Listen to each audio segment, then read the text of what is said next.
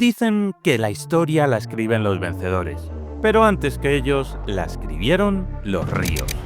Antes de los reyes, las batallas y las banderas, hubo agua fluyendo, y allí donde fluía, la humanidad florecía. No es casualidad, los primeros imperios no nacieron en desiertos ni montañas, nacieron al borde de un cauce.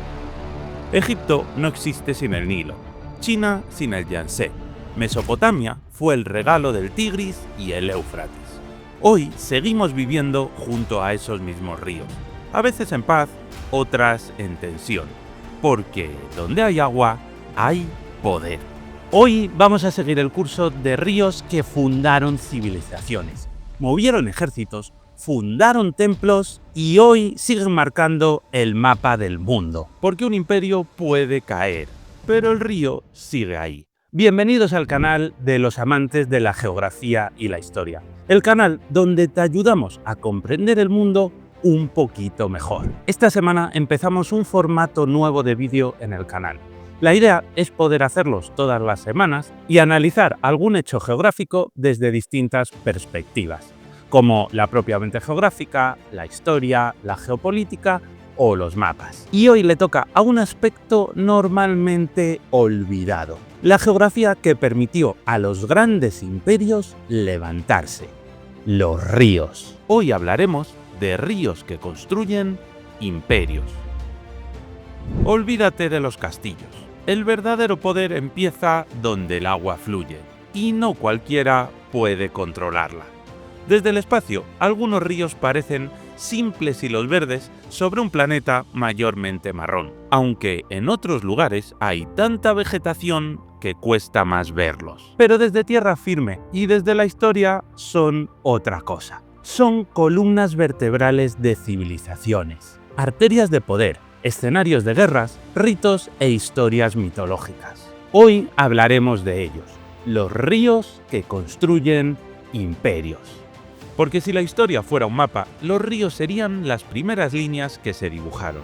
Los ríos no solo nos dan agua, sino que durante milenios han sido las auténticas autopistas de la humanidad. Y allí donde el agua fluía, la humanidad florecía. Piénsalo un segundo, ¿dónde nacieron las grandes civilizaciones? Egipto, Mesopotamia, China e India. Todas las grandes civilizaciones nacieron al borde de un gran río.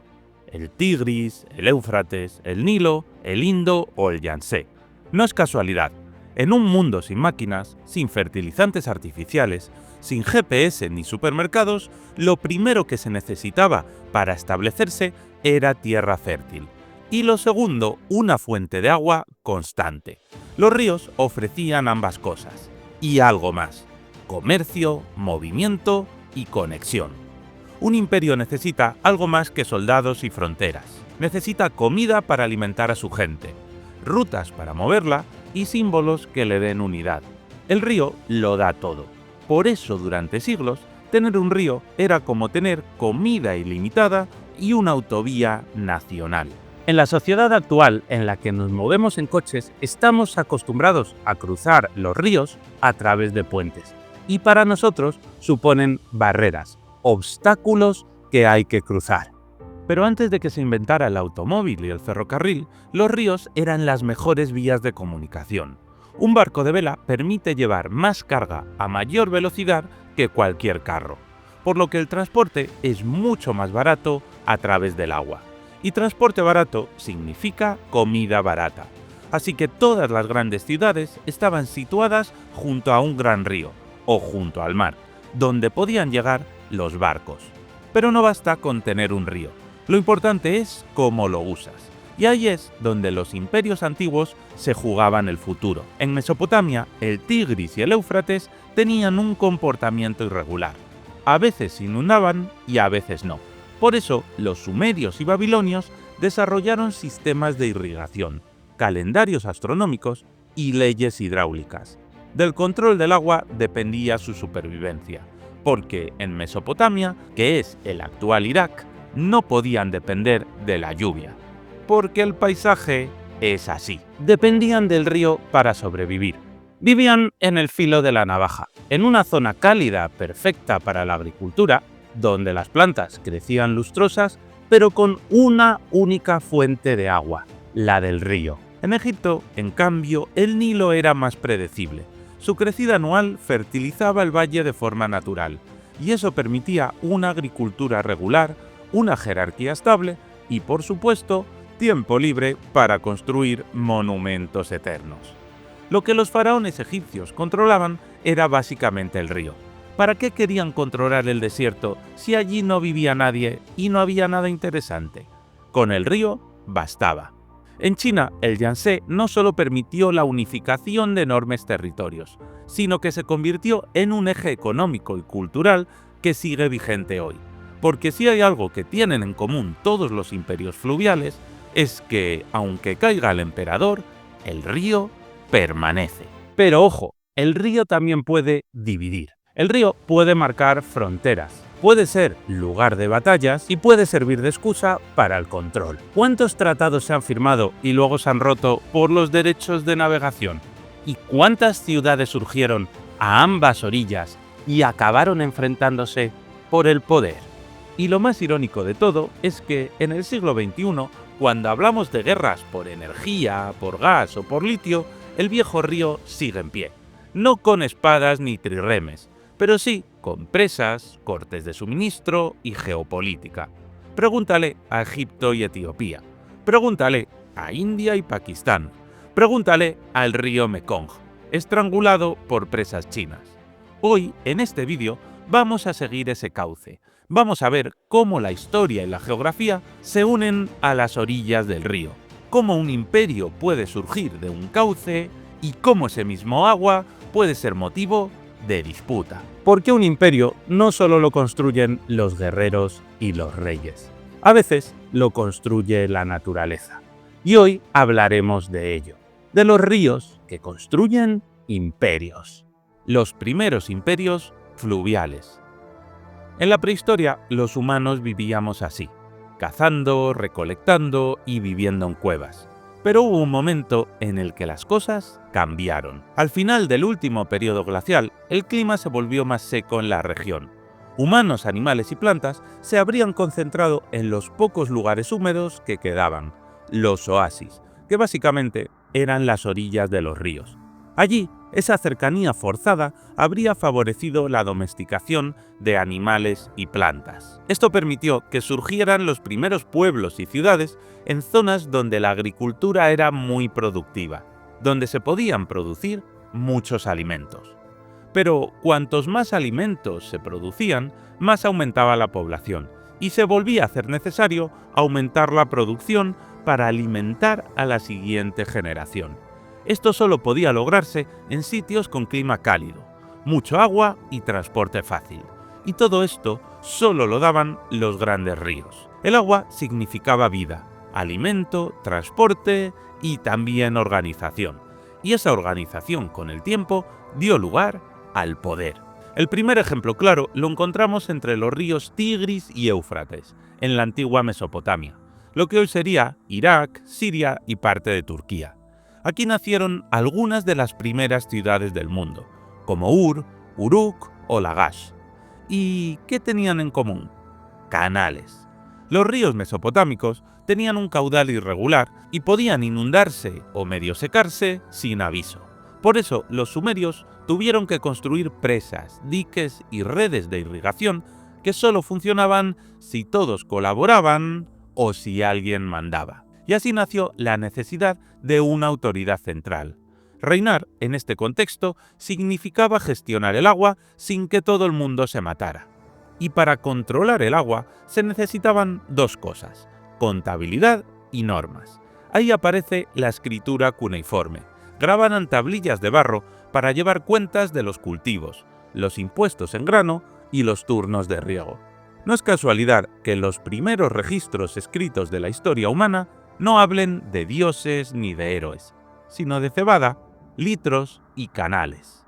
Mientras en Mesopotamia peleaban contra las crecidas caóticas, en Egipto el Nilo ofrecía un comportamiento aún más amable, una crecida anual, regular y predecible, que además fertilizaba los campos del valle.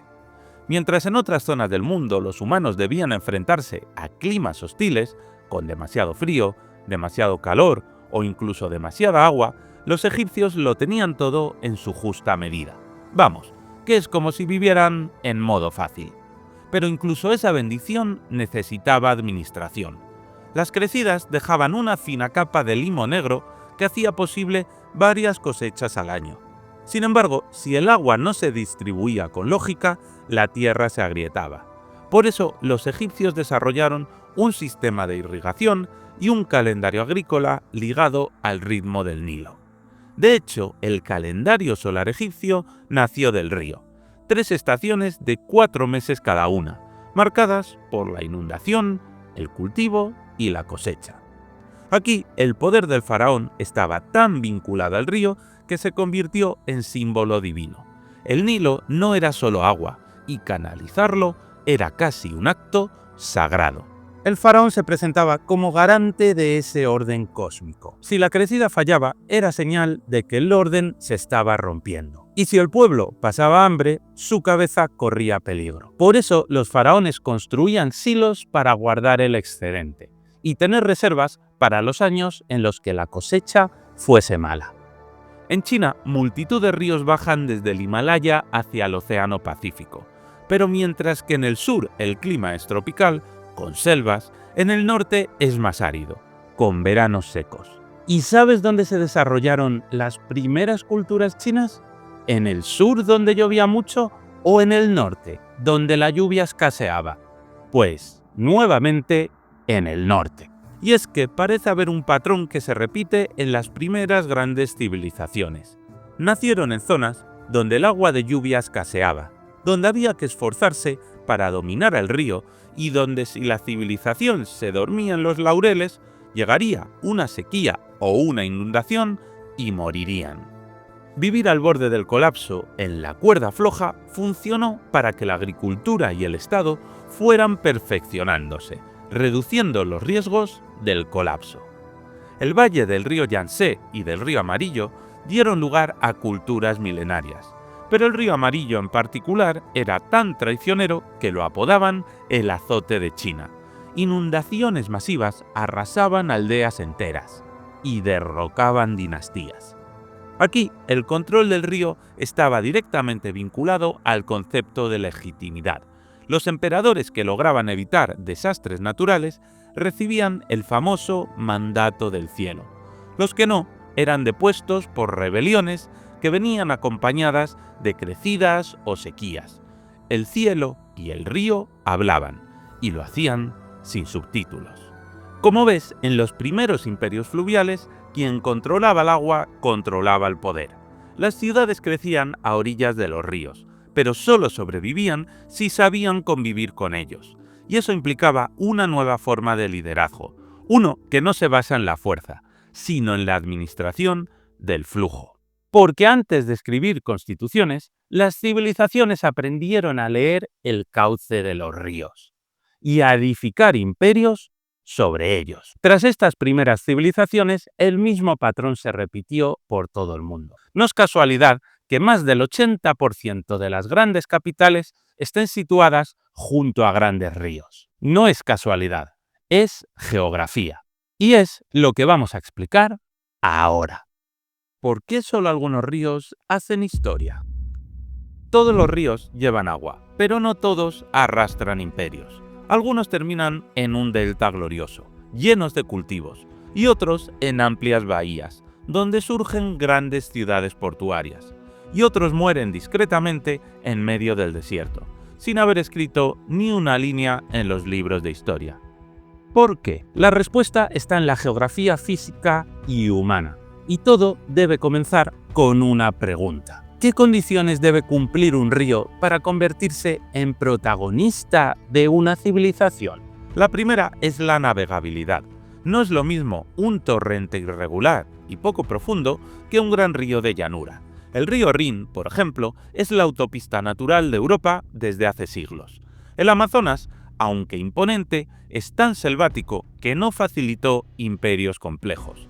En cambio, los ríos navegables han podido generar grandes imperios. Segundo, la ubicación. Los ríos que fluyen por zonas templadas, con estaciones marcadas y suelos fértiles, tienden a facilitar sociedades más densas y organizadas.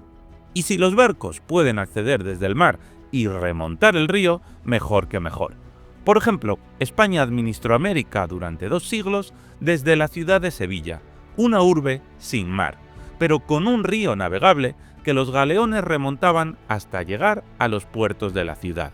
Hay zonas del mundo con grandes ríos, pero con un clima tan frío que el poblamiento humano es muy difícil, como el norte de Canadá y de Rusia. Y luego está la geografía humana. No basta con que el río esté ahí, hay que saber aprovecharlo. Las culturas que desarrollaron sistemas de irrigación, calendarios agrícolas y redes de transporte fluvial fueron las que lograron traducir la geografía física en poder político. Para que un río haga historia, tiene que ser predecible, navegable y conectable. Y cuando se cumplen estas condiciones, surgen grandes ciudades que forjan imperios. Del imperio al conflicto, cuando un río divide más que une. Históricamente, los ríos han sido autovías, el modo más rápido y barato para transportar mercancías tierra adentro. Pero en el mundo moderno, los ríos, sobre todo, se han convertido en el lugar donde fijar las fronteras. Es muy difícil fijar fronteras en mitad de una llanura, porque es complicado ponerse de acuerdo sobre dónde debe terminar un país y empezar el otro. Pero las cumbres de las montañas y los ríos sí que permiten establecer fronteras claras para las dos partes. Aunque esto también genera problemas. Cuando 2 o más países comparten un río, y esto pasa en más de 260 cuencas del mundo, surge una pregunta incómoda. ¿De quién es el agua? Si construimos una presa, ¿quién debe pagarla? ¿Deben usar los 2 países la misma cantidad de agua para el riego? ¿Y la electricidad? Y la situación se puede poner aún más tensa si en lugar de compartir orillas, el río pasa primero por un país y luego pasa a otro. En ese caso, ¿de quién es el agua? ¿Del que la recibe? ¿Del que la genera? ¿Del que la embalsa? Un caso paradigmático es el del Nilo, compartido por más de 10 países, pero dominado históricamente por Egipto. La construcción de la gran presa del Renacimiento etíope ha provocado una tormenta diplomática. Para Etiopía es desarrollo, para Egipto es una amenaza existencial. Y la cosa no pinta tranquila. Hay acusaciones, reuniones fallidas y palabras muy cerca del tono bélico. Otro ejemplo es el río Indo, vital para Pakistán, pero con origen en la India. Ambos países están casi en guerra desde hace décadas. Y aunque existe un tratado sobre el agua, cualquier incidente puede reactivar tensiones. Porque sí, los ríos también son armas estratégicas. La cuenca del río Mekong, que nace en China, pero es fundamental para Laos, Tailandia, Camboya y Vietnam, es otro campo de batalla hídrico. China, como país aguas arriba, ha construido presas que afectan al caudal río abajo. Y lo hace sin consultar. El resultado, conflictos y agricultura en riesgo. En Europa, los ríos también tienen lo suyo. El Danubio, aunque hoy símbolo de integración, ha sido frontera imperial, vía de invasión y motivo de disputa. Incluso el Ebro, en España, ha sido tema político cuando se ha planteado trasvasar sus aguas al sureste. La paradoja es clara. Los ríos pueden unir, pero también dividir. No solo físicamente, sino también políticamente. El recurso más natural del mundo se ha convertido en una herramienta de cambio, en una medida de presión. En manos de un gobierno, una presa puede dar luz a su vecino o negársela. Y aquí aparece el concepto clave de la hidrohegemonía, es decir, el poder de quien controla el caudal, porque quien controla el caudal controla la economía. Por ejemplo, en el caso del río Mekong, China es muy poderosa y controla las aguas que bajan río abajo hacia Tailandia o Laos, y puede obligar a sus gobiernos a que obedezcan en lo que China quiera o cortar el agua y decir que es que hay sequía. En el caso de India y Pakistán, la situación está más igualada. India quiere imponer su hidrohegemonía a Pakistán, pero aquí el desequilibrio de poder no es tan grande. Y Pakistán no se plegará a los deseos de India. y al fallar la disuasión, aumenta el riesgo de conflicto. Porque si el petróleo ha encendido guerras en el siglo XX, el agua podría ser la chispa del siglo XXI. Y no hay que cavar para encontrarla. Basta seguir el cauce. Veamos el caso de Egipto. El país de la semana, Egipto. Cuando hablamos de Egipto, la imagen suele ser un desierto salpicado de pirámides y esfinges. Pero lo que realmente hizo posible todo eso, desde la antigüedad hasta nuestros días, es el río que discurre por mitad de aquel desierto, el Nilo. El Nilo no es solo un río, es un eje de vida, una columna vertebral líquida que da sentido al mapa egipcio. Basta con mirar este mapa de densidad de población para ver que más del 95% de la población egipcia vive apiñada en apenas el 4% del territorio del país, ese que sigue el cauce del Nilo. El resto, más de 1 millón de kilómetros cuadrados, es desierto y está vacío. Desde el espacio, Egipto parece una alfombra amarilla atravesada por un pincel verde. Todo lo que no toca el Nilo es arena, y todo lo que el Nilo alcanza florece. Por eso, más que un recurso natural, el Nilo es la condición de posibilidad misma de Egipto. Pero lo más curioso es que Egipto es al 100% un producto de la geografía, porque el agua que lleva el Nilo ni siquiera cae en el propio Egipto, sino que cae a miles de kilómetros de distancia. La lluvia cae en Etiopía y Uganda, y debido a la situación de las montañas, el agua se ve obligada a desplazarse hacia el norte a través de los valles. Y fíjate que sigue siendo la casualidad de la geografía la que fuerza al río a moverse a través del abrasador desierto. Si miramos un mapa físico de Egipto, vemos que justo la costa, junto al Mar Rojo, está surcada por una cordillera que impide que el río vierta allí. Si esta cordillera no existiera, el río desembocaría aquí y Egipto como tal nunca hubiera existido. La geografía egipcia es casi un caso único en el mundo, un país definido de forma tan estricta por un solo río que, sin él, no tendría ni capital, ni agricultura, ni historia. El Valle del Nilo ha sido durante milenios la única franja fértil en un entorno extremo. Sus crecidas anuales, hasta el siglo XX, cuando fueron reguladas, fertilizaban las tierras de cultivo con limo y creaban un calendario natural que marcaba la vida económica, religiosa y política del país. Hoy en día, el Valle del Nilo sigue concentrando la mayoría de la población, la industria, las infraestructuras y las tensiones. Porque cuando tienes más de 100 millones de habitantes y una única fuente de agua, su control no es una cuestión técnica. Es una cuestión de supervivencia nacional. Desde los años 60, con la construcción de la famosa presa de Asuán, Egipto ha intentado controlar el Nilo como un reloj hidráulico, almacenar, liberar, irrigar y generar electricidad. Todo con una obsesión central: garantizar el caudal necesario para su agricultura y su expansión demográfica. Pero el Nilo no nace en Egipto. De hecho, un gran porcentaje del agua que llega al país proviene del Nilo Azul, que nace en Etiopía y fluye hacia el norte. Esto hace que Egipto, a pesar de ser el país del Nilo a ojos del imaginario popular, dependa en realidad de lo que hagan sus vecinos río arriba. Y ahí entra en juego el gran conflicto actual, la gran presa del Renacimiento etíope.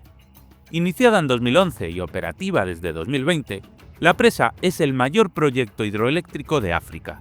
Su objetivo es garantizar a Etiopía el suministro eléctrico y el control de inundaciones. Pero para Egipto, este megaproyecto representa una amenaza directa a su caudal vital. ¿Por qué? Porque cuanto más retenga Etiopía el agua en su embalse, menos fluye hacia Egipto. Y eso significa menos riego, menos producción de alimentos y, en escenarios extremos, escasez de agua potable. El enfrentamiento entre Egipto, Sudán y Etiopía ha llegado a la ONU y a la Liga Árabe y ha provocado más de una amenaza de velada intervención militar por parte de Egipto. Porque para el Cairo, el Nilo no es negociable. Es más, hay quien dice que la próxima guerra de Egipto no será por religión ni por política, sino por agua. Y si ese conflicto estalla, será el primero, pero probablemente no el último, del siglo XXI que tenga un río como detonante directo. Cuando se dice que el Nilo es Egipto, no es una metáfora, es geografía, es historia, es política y es, tal vez, la clave de su supervivencia en un lugar, un desierto, donde el agua es más valiosa que el petróleo. El mapa de la semana. Cuando uno observa un mapa de densidad de población del mundo, no tarda mucho en notar un patrón evidente, aunque a veces lo pasamos por alto. Las zonas más densamente habitadas del planeta están alineadas con grandes ríos.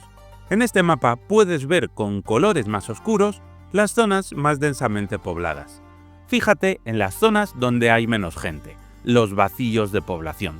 Son lugares como los grandes desiertos de Australia, el desierto de Namibia, el desierto del Sáhara, el desierto de la Patagonia, los desiertos del interior de China y los desiertos de Asia Central.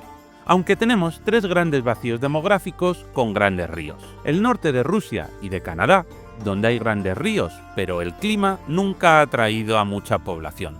Y la cuenca del Amazonas, que a pesar de su majestuoso río, fueron las causas humanas las que hicieron que no surgieran grandes imperios. Y ahora mira las zonas más oscuras, las más pobladas. Destaca mucho India, donde además podemos ver incluso perfectamente que la población sigue el curso del río Ganges. También destaca China, especialmente la zona norte, donde ya surgió la civilización miles de años atrás. En Egipto nos encontramos con la población totalmente pegada a las orillas del río. En Europa también hay una elevada densidad de población gracias a la enorme red de ríos que, además, cimentaron los grandes imperios europeos. Y finalmente en Norteamérica vemos como la costa este de Estados Unidos destaca ya que tiene un enorme número de ríos. Y en México la población se concentra en el centro del país, en un pequeño valle conocido como la Cuenca de México, donde las aguas vierten a un lago sin salida al mar. Ahí nació la civilización azteca y 500 años después sigue siendo el lugar más poblado de México. Estos ríos no solo marcan el paisaje, marcan la geografía humana. Donde había una ciudad hace 2000 años, es muy probable que siga habiendo una ciudad hoy en día, porque aunque tengamos electricidad, internet y aire acondicionado, seguimos necesitando exactamente lo mismo que los primeros agricultores del Neolítico: agua. De hecho, si la humanidad no hubiera existido y tuviéramos que empezar de cero, lo más probable es que muchas ciudades volverían a construirse exactamente en el mismo lugar donde lo hicimos nosotros. Esa islita que controla una enorme bahía, esa llanura junto al mar fácilmente cultivable, esa otra isla en una laguna de poca profundidad, esa orilla junto a un enorme río navegable, o ese lugar donde otro enorme río vierte a una bahía en la que fácilmente pueden atracar los barcos. En realidad, los ríos siguen cumpliendo hoy las funciones que tenían hace milenios.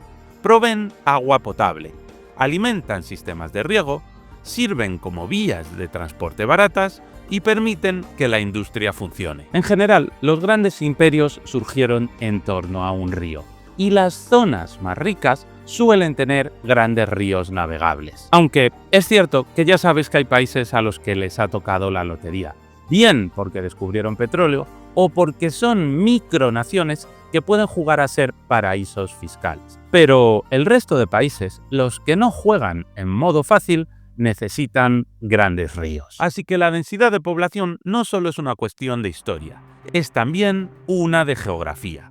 Allí donde el agua fluye, fluyen también las oportunidades. Y ahí surge una pregunta interesante. ¿Significa esto que las zonas con grandes ríos están destinadas a ser ricas y las zonas sin ríos están destinadas a ser pobres? En geografía, el determinismo geográfico te diría que sí, que las sociedades humanas están determinadas por los recursos que tienen. Es decir, que si tienes un gran río, prosperarás, y si no lo tienes, estás jodido. Pero hay otro modo de mirar la realidad, el posibilismo. Esta corriente cree que las sociedades desarrollan diferentes estrategias y que zonas sin ríos también podrían ser altamente exitosas, como por ejemplo los casos que decíamos. del petróleo o las micronaciones que se convierten en paraísos fiscales. Cada país puede desarrollar sus estrategias en base de las oportunidades que tiene a su alcance. La realidad es que el mundo real tiene un poquito de posibilismo y otro poquito de determinismo. Las zonas con grandes ríos siempre lo tuvieron un poquito más fácil, pero no todas ellas supieron aprovecharlos. Y la historia también nos enseña ejemplos de imperios que no nacieron junto a un río, sino que simplemente buscaron sus puntos fuertes y a partir de ahí se expandieron. Por ejemplo, el Imperio Mongol, que surgió de las áridas estepas de Asia Central. Así que sí, un gran río te lo pone más fácil, pero el río por sí solo no genera la prosperidad.